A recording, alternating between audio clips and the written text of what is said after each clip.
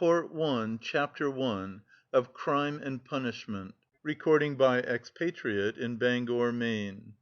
Crime and Punishment by Fyodor Dostoevsky.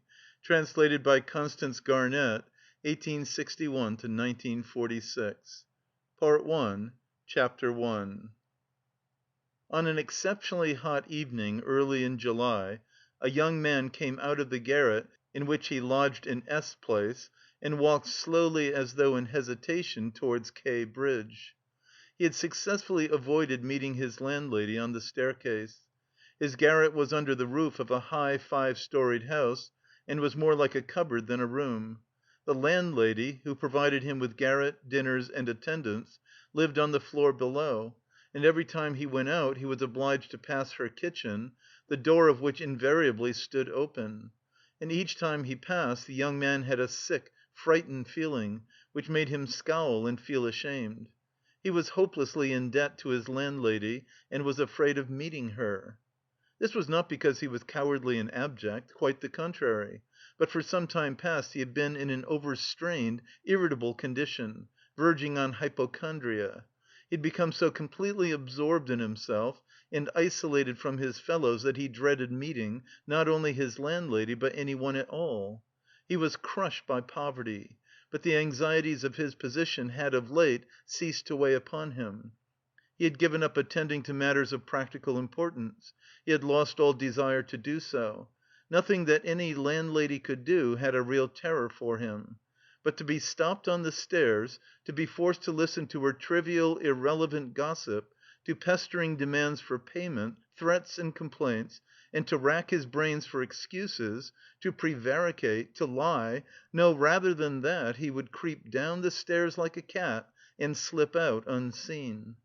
This evening, however, on coming out into the street, he became acutely aware of his fears. "I want to attempt a thing like that, and am frightened by these trifles," he thought with an odd smile. Yes. All is in a man's hands, and he lets it all slip from cowardice. That's an axiom. It would be interesting to know what it is men are most afraid of. Taking a new step, uttering a new word is what they fear most. But I am talking too much. It's because I chatter that I do nothing. Or perhaps it is that I chatter because I do nothing. I've learned to chatter this last month, lying for days together in my den thinking of Jack the Giant Killer. Why am I going there now? Am I capable of that? Is that serious? It is not serious at all. It's simply a fantasy to amuse myself, a plaything. Yes, maybe it is a plaything." The heat in the street was terrible, and the airlessness, the bustle and the plaster, scaffolding, bricks and dust all about him, and that special Petersburg stench, so familiar to all who are unable to get out of town in summer, all worked painfully upon the young man's already overwrought nerves. The insufferable stench from the pot-houses, which are particularly numerous in that part of the town, and the drunken men whom he met continually, although it was a working day, completed the revolting misery of the picture. An expression of the profoundest disgust gleamed for a moment in the young man's refined face.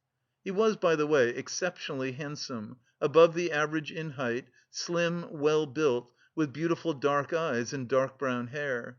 Soon he sank into deep thought, or, more accurately speaking, into a complete blankness of mind. He walked along not observing what was about him and not caring to observe it. From time to time he would mutter something, from the habit of talking to himself, to which he had just confessed. At these moments he would become conscious that his ideas were sometimes in a tangle, and that he was very weak; for 2 days he had scarcely tasted food.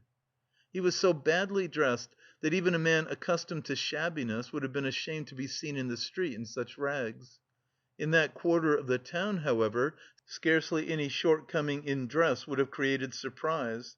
Owing to the proximity of the Hay Market, the number of establishments of bad character, the preponderance of the trading and working class population crowded in these streets and alleys in the heart of Petersburg, types so various were to be seen in the streets that no figure, however queer, would have caused surprise. But there was such accumulated bitterness and contempt in the young man's heart that in spite of all the fastidiousness of youth he minded his rags least of all in the street. It was a different matter when he met with acquaintances or with former fellow students, whom, indeed, he disliked meeting at any time. And yet, when a drunken man, who for some unknown reason was being taken somewhere in a huge waggon, dragged by a heavy dray horse, suddenly shouted at him as he drove past, "Hey there, German hatter!" bawling at the top of his voice and pointing at him, the young man stopped suddenly and clutched tremulously at his hat.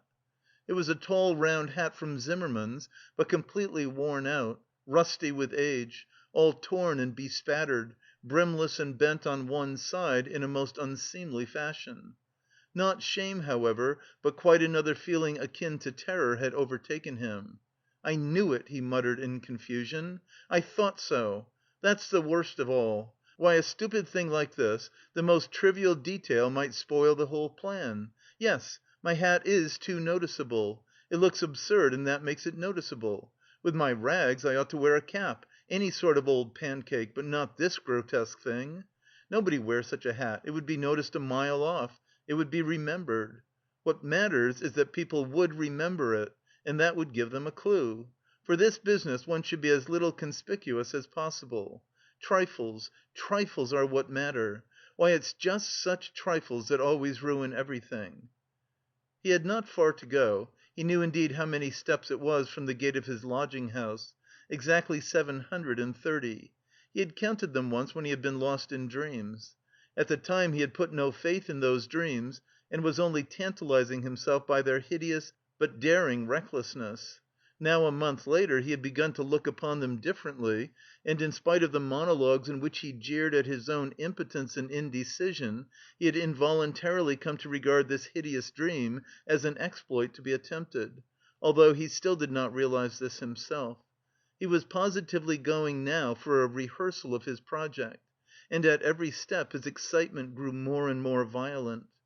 With a sinking heart and a nervous tremor he went up to a huge house, which on one side looked on to the canal and on the other into the street. This house was let out in tiny tenements and was inhabited by working people of all kinds, tailors, locksmiths, cooks, Germans of sorts, girls picking up a living as best they could, petty clerks, etc. There was a continual coming and going through the two gates and in the two courtyards of the house. 3 or 4 doorkeepers were employed on the building. The young man was very glad to meet none of them, and at once slipped unnoticed through the door on the right and up the staircase. It was a back staircase, dark and narrow, but he was familiar with it already and knew his way, and he liked all these surroundings. In such darkness even the most inquisitive eyes were not to be dreaded. "If I am so scared now, what would it be if it somehow came to pass that I were really going to do it?" he could not help asking himself as he reached the 4th storey. There his progress was barred by some porters who were engaged in moving furniture out of a flat. He knew that the flat had been occupied by a German clerk in the civil service and his family. This German was moving out then, and so the 4th floor on this staircase would be untenanted except by the old woman. "That's a good thing, anyway," he thought to himself as he rang the bell of the old woman's flat. The bell gave a faint tinkle as though it were made of tin and not of copper. The little flats in such houses always have bells that ring like that. He had forgotten the note of that bell, and now its peculiar tinkle seemed to remind him of something and to bring it clearly before him. He started; his nerves were terribly overstrained by now. In a little while the door was opened a tiny crack. The old woman eyed her visitor with evident distrust through the crack, and nothing could be seen but her little eyes, glittering in the darkness. But, seeing a number of people on the landing, she grew bolder and opened the door wide. The young man stepped into the dark entry which was partitioned off from the tiny kitchen. The old woman stood facing him in silence and looking inquiringly at him. She was a diminutive, withered up old woman of 60, with sharp, malignant eyes and a sharp little nose. Her colourless, somewhat grizzled hair was thickly smeared with oil, and she wore no kerchief over it. Round her thin, long neck, which looked like a hen's leg, was knotted some sort of flannel rag, and in spite of the heat there hung flapping on her shoulders a mangy fur cape, yellow with age. The old woman coughed and groaned at every instant. The young man must have looked at her with a rather peculiar expression, for a gleam of mistrust came into her eyes again.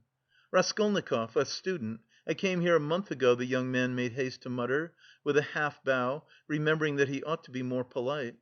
"I remember, my good sir, I remember quite well your coming here," the old woman said distinctly, still keeping her inquiring eyes on his face. "And here I am again on the same errand," Raskolnikov continued, a little disconcerted and surprised at the old woman's mistrust. "Perhaps she is always like that, though, only I did not notice it the other time," he thought, with an uneasy feeling.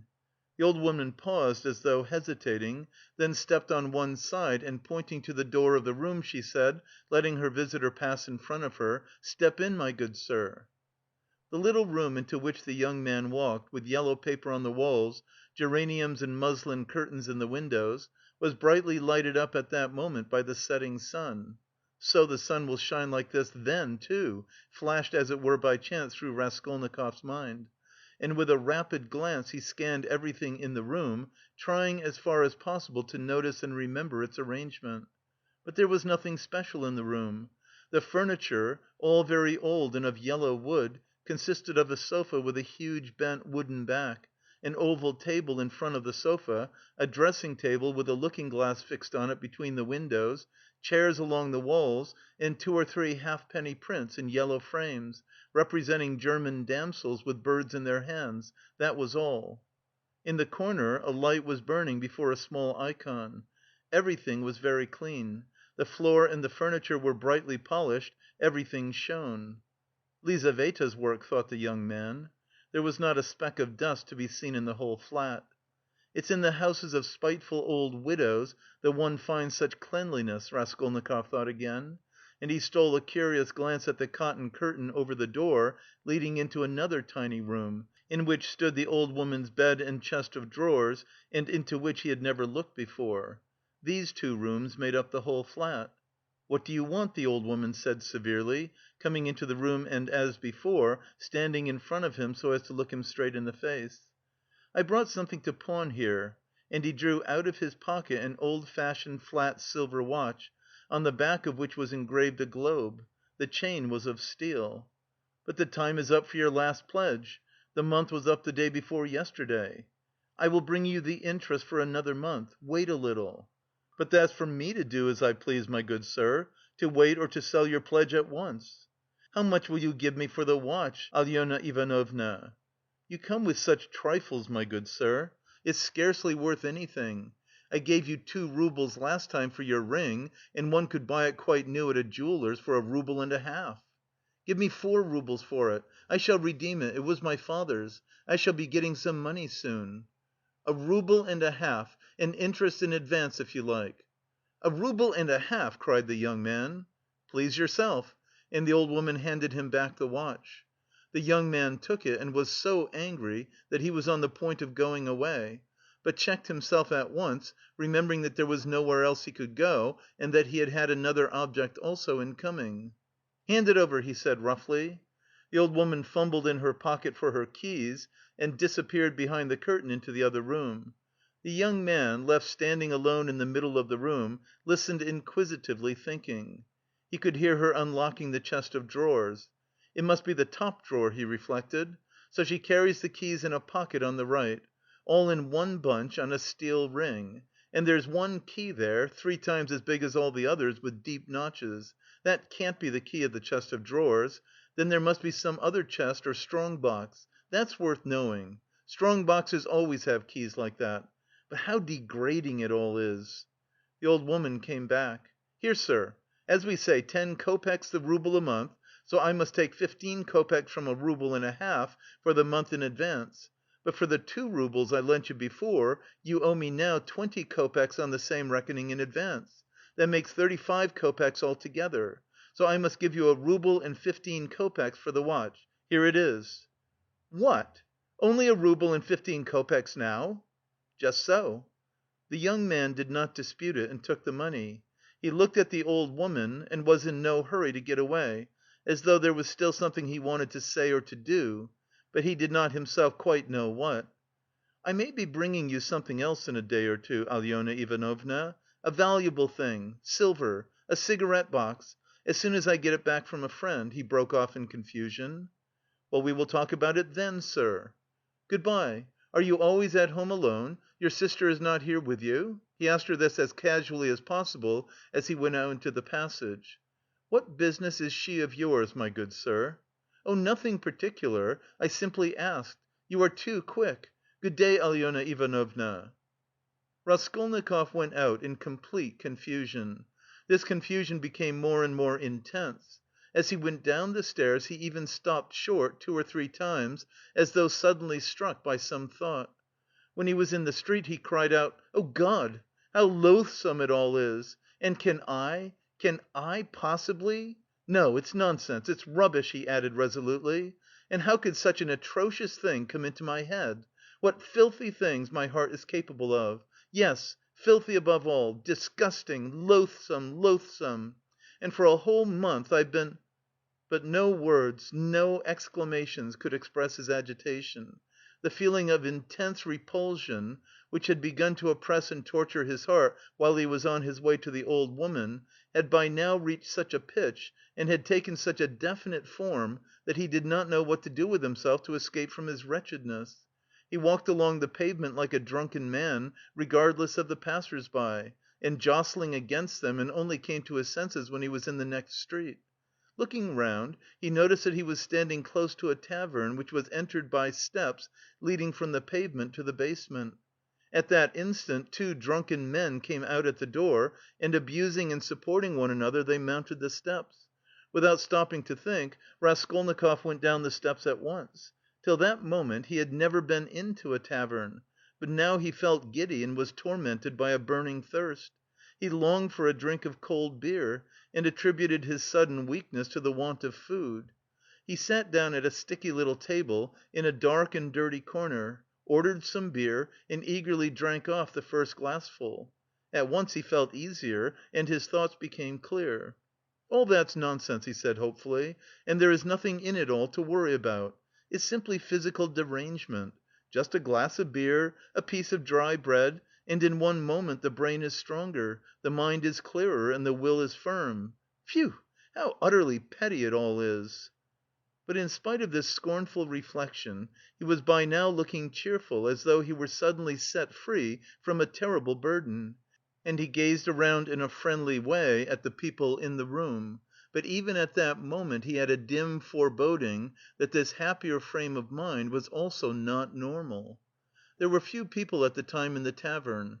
Besides the 2 drunken men he had met on the steps, a group consisting of about 5 men and a girl with a concertina had gone out at the same time. Their departure left the room quiet and rather empty.